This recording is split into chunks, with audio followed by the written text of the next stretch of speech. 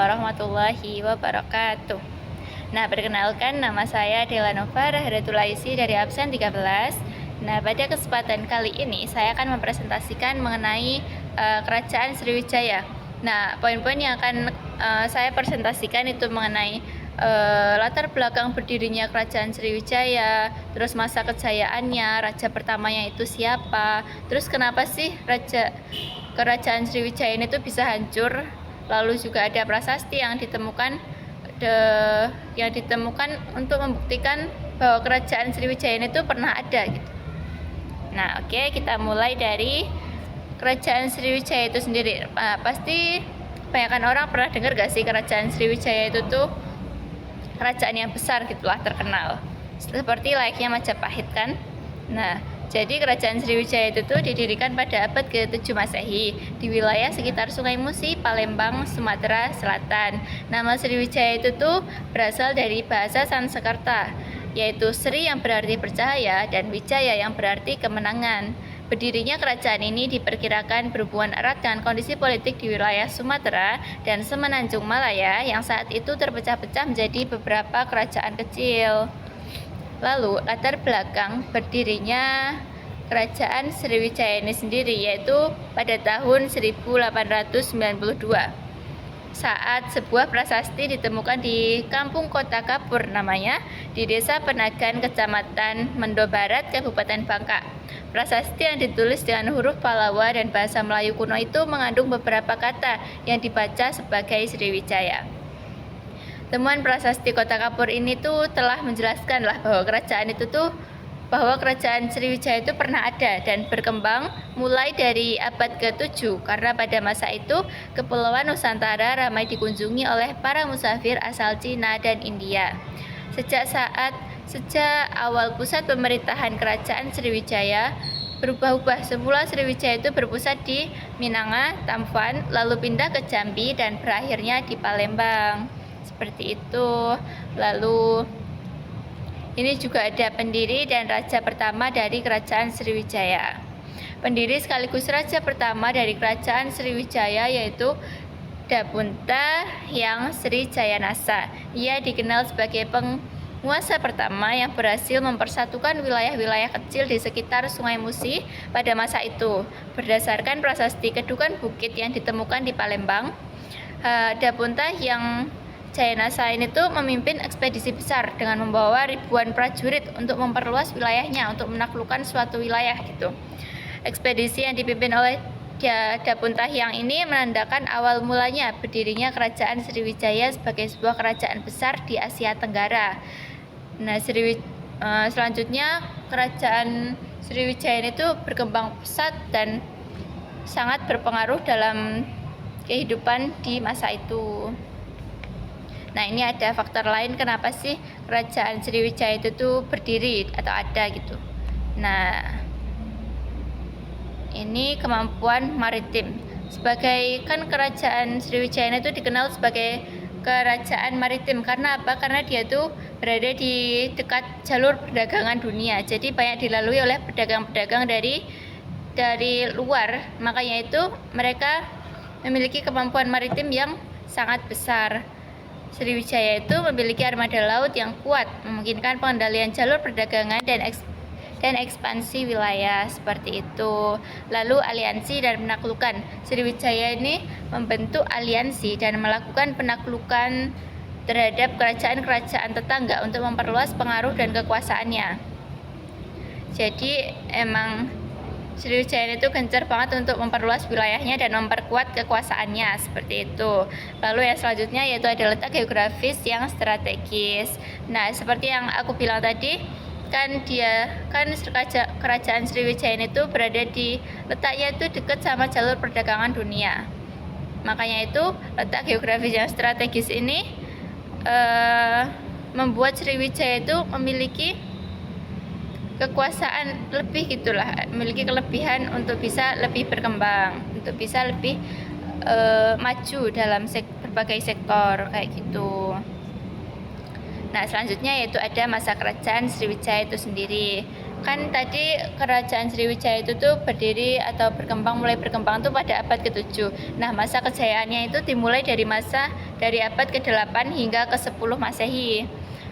Nah, ada beberapa aspek yang membuat yang bisa kita bilang lah kalau Sriwijaya itu tuh merupakan masa yang bisa kita bilang kerajaan Sriwijaya itu sedang berada dalam puncak kejayaan kayak gitu. Nah, yang pertama itu ada aspek politik dan kekuasaan.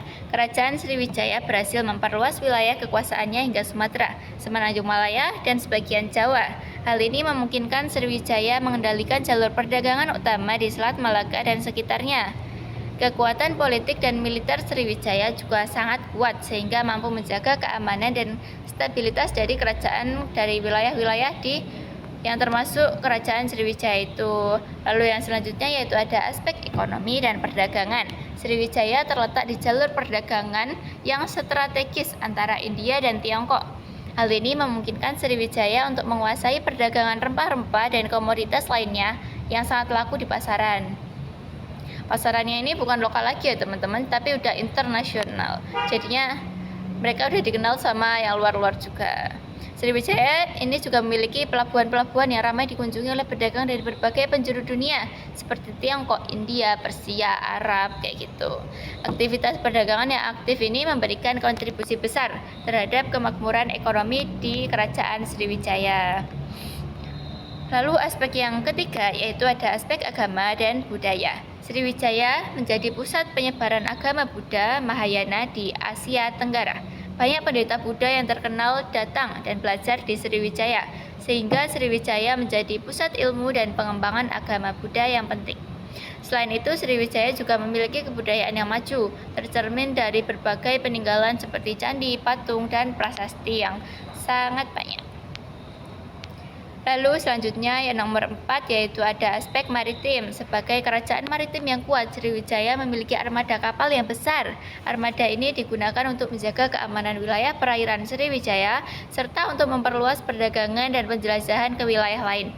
Kemampuan maritim Sriwijaya yang hebat ini juga memungkinkan mereka untuk menguasai wilayah-wilayah pesisir di sekitar Selat Malaka. Nah, kita lanjut ke kemunduran kerajaan Sriwijaya itu. Kebesaran kerajaan Sriwijaya mulai mengalami kemunduran sejak kepemimpinan Raja Rajendra Kuladewa dari kerajaan Kola atau dari India Selatan pada abad ke-11. Pada tahun 1025, kerajaan Kola berhasil menawan Raja Sanggrama Wijaya Tungawarman. Kerajaan Kola lalu mengambil alih kendali perdagangan di Selat Malaka. Serangan tersebut mengakibatkan kehancuran jalur perdagangan yang menjadi penghasilan utama dari kerajaan Sriwijaya, sehingga membuat ibu kota Sriwijaya pindah ke Jambi. Lambat laun, suara kerajaan Sriwijaya mulai meredup. Lalu tidak hanya itu, kerajaan Sriwijaya semakin tenggelam ketika kerajaan Singasari melangsungkan ekspedisi Pamalayu pada 1275. Ekspedisi ini merupakan misi dari kerajaan Kertanegara untuk melemahkan Sriwijaya. Pada akhirnya di tahun 1377, kerajaan Sriwijaya benar-benar runtuh karena persaingan dari kerajaan Majapahit yang berhasil menaklukkan bagian-bagian wilayah Sriwijaya. Selanjutnya itu ada faktor-faktor lain dari yang telah aku sebutkan tadi. Nah, ini ada beberapa faktor lain yaitu yang pertama ada kerajaan Sriwijaya berulang-ulang diserang oleh kerajaan Kolamandala dari India. Nah, itu poin yang aku jelaskan tadi ya teman-teman. Lalu yang kedua, kerajaan taklukan Sriwijaya, Lingor, Tanah Genting, Kerak, Kelantan, Pabang, dan Jambi banyak yang melepaskan diri dari Sriwijaya. Lalu yang ketiga, terdesak oleh perkembangan kerajaan di Thailand yang meluaskan pengaruhnya ke arah selatan atau Semenanjung Malaya. Yang keempat, kerajaan Sriwijaya terdesak dengan pengaruh kerajaan Singasari yang menjalin hubungan dengan kerajaan Melayu atau itu kerajaannya ada di Jambi. Nah, itu di poin yang sudah aku jelaskan tadi. Lalu yang terakhir yaitu mundurnya perekonomian dan perdagangan kerajaan Sriwijaya karena bandar-bandar pentingnya sudah melepaskan diri dari kerajaan Sriwijaya. Oke, jadi itu mengapa sih kerajaan Sriwijaya itu bisa mengalami kemunduran dan lambat laun mereka mengalami kehancuran. Oke, selanjutnya yaitu ada prasasti atau peninggalan yang bisa membuktikan bahwa kerajaan Sriwijaya itu pernah ada. Nah, yang pertama yaitu ada prasasti Kedukan Bukit. Isi prasasti ini adalah keterangan bahwa Raja Dapuntahyang Sriwijaya Nasain itu pernah berhasil menaklukkan kerajaan Melayu atau Minangkabau yang berhasil memperluas kekuasaannya hingga ke Jambi. Lalu yang kedua yaitu ada prasasti Telaga Batu. Secara garis besar, isi prasasti ini adalah kutukan terhadap siapa aja yang melakukan kejahatan di kerajaan Sriwijaya dan tidak taat kepada perintah raja dari kerajaan Sriwijaya. Lalu yang ketiga ada prasasti Talang Tuo. Isi prasasti ini adalah titah Raja Dapuntahyang Sriwijaya Nasa untuk membangun Taman Sri Setra sebagai tempat rekreasi untuk rakyat Sriwijaya. Lalu yang keempat yaitu ada prasasti Karangberahi. Isinya yaitu keterangan tentang penguasaan Sriwijaya atas daerah Jambi. Selanjutnya yaitu poin ke nomor 5, ada prasasti Lingor. Isi prasasti ini adalah tentang ibu kota Lingor yang berfungsi mengawasi pelayaran dan perdagangan di Selat Malaka dan juga berisi pujian bagi raja yang berhasil menaklukkan musuh-musuhnya serta merupakan wujud kembar dewa yang dengan kekuatannya disebut sebagai Dewa Wisnu. Nah, yang terakhir ini ada prasasti Kota Kapur. Isi prasasti ini menyebutkan bahwa usaha Sriwijaya untuk menaklukkan bumi Jawa yang tidak runtuh pada Sriwijaya, yang tidak tunduk pada Sriwijaya.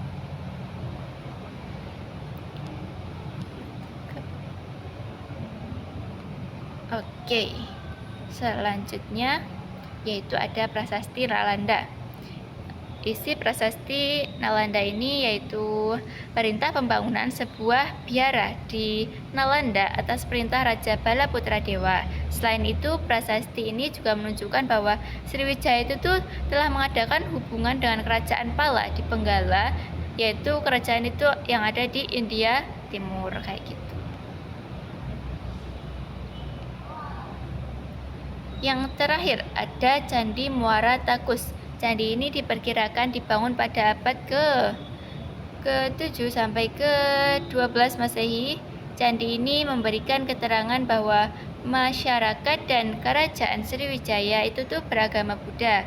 Hal tersebut karena kemiripan Candi Muara Takus itu sendiri dengan Candi Asoka di India.